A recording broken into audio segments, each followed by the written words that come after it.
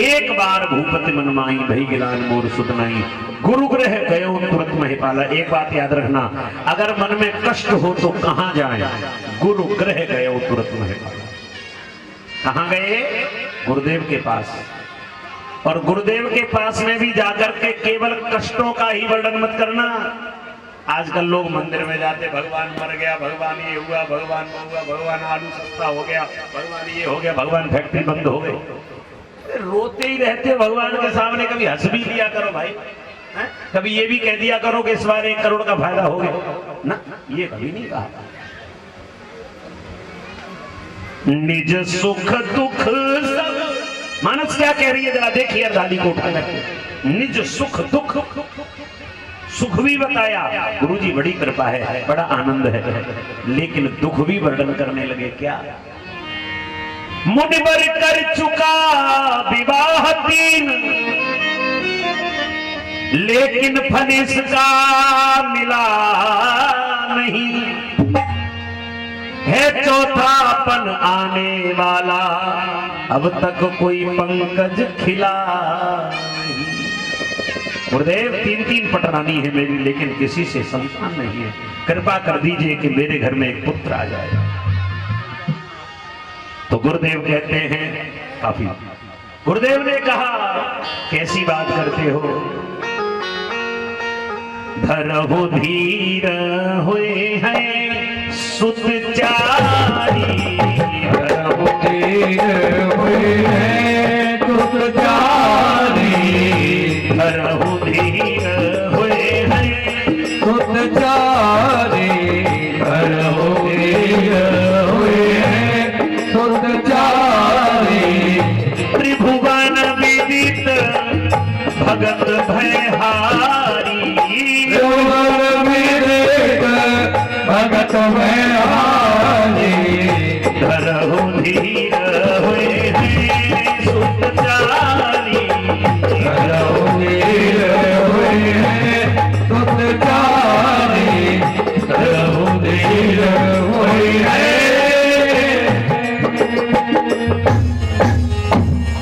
धीर हुए हैं सुतचारी, त्रिभुवन विदित भगत भयहारी। धैर्य धारण करिए राजन, आपके यहाँ 1 नहीं 2 नहीं बल्कि 4-4 पुत्रों की प्राप्ति होगी।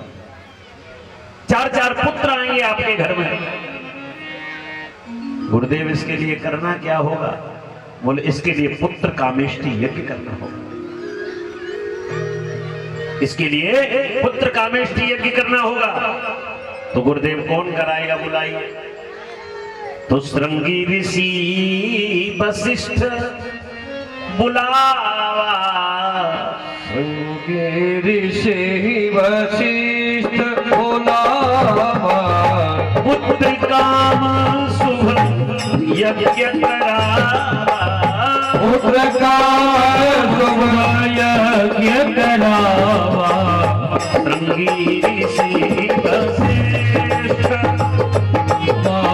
श्रृंगी वशिष्ठ बुलावा,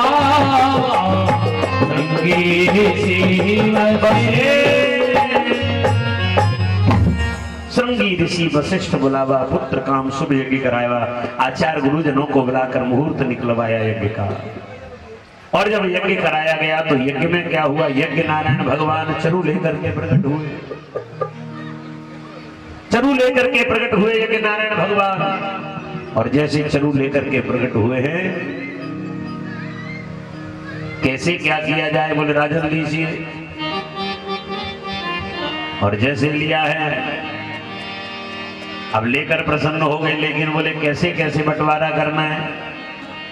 तो देखिए, अर्ध भाग कौशल्य है दीना, अर्ध भाग कौशल्य है दीना, अर्ध भाग कौशल्य है दीना, अर्ध भाग कौशल्य है दीना, उभय भाग आधा कर दीना, उभय भाग आधा कर दीना, उभय भाग आधा कर दीना, उभय भाग आधा कर दीना, उभय भाग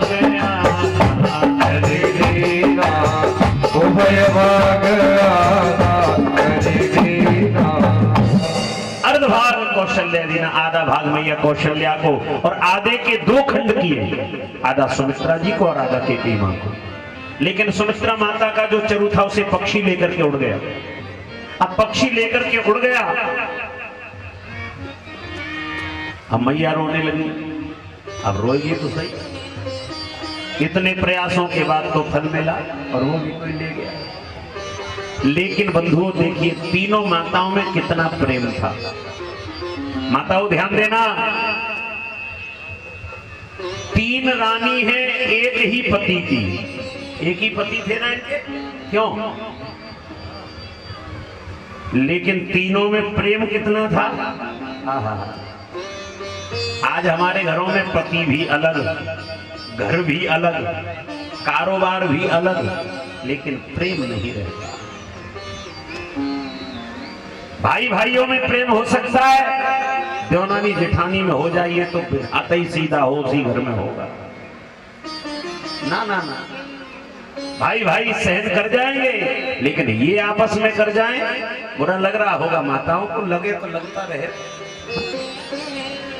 ये हकीकत बात है।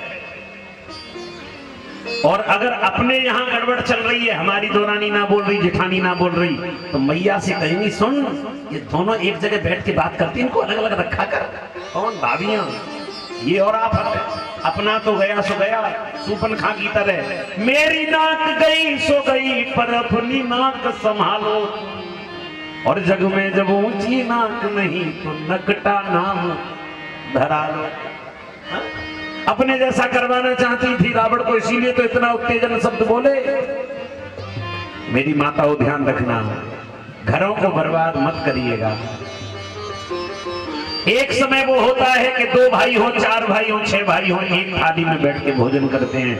लेकिन जब घर विस्तृत होते हैं, बढ़ते हैं, तो इतनी दूरियां बन जाती है कि थाली तो छोड़ो, एक दूसरे की शकल तक देखना पसंद नहीं करते।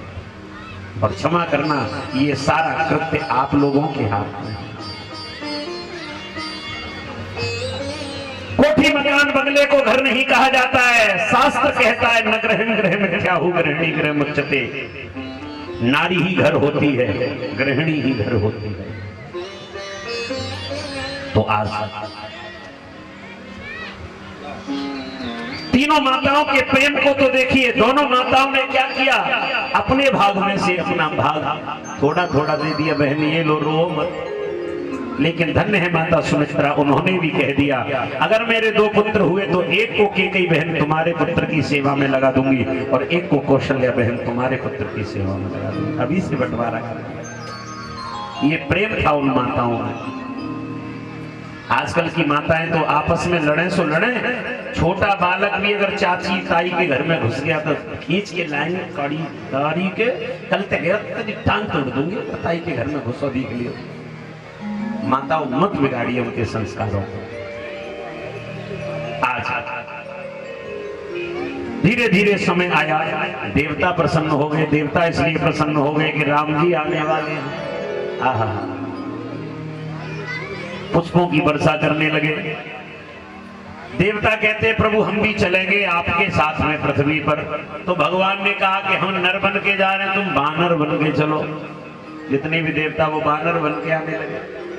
इसके उपरांत क्या हुआ, धीरे धीरे समय निकट आया।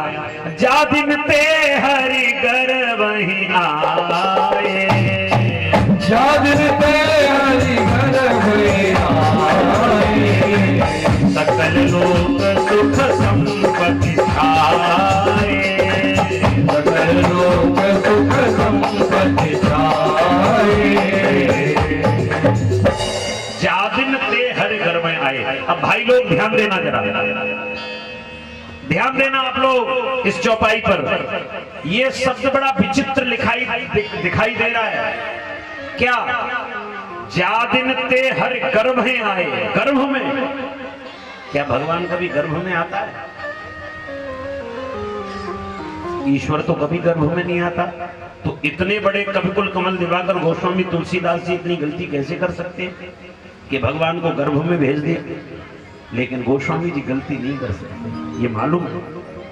गोस्वामी जी इतने योग्य हैं, इतने प्रवीण हैं, परिमित भाषी, मंतव्य कर्तव्यनिष्ठ है कि शब्द की पराकाष्ठा उनको पता है क्या है।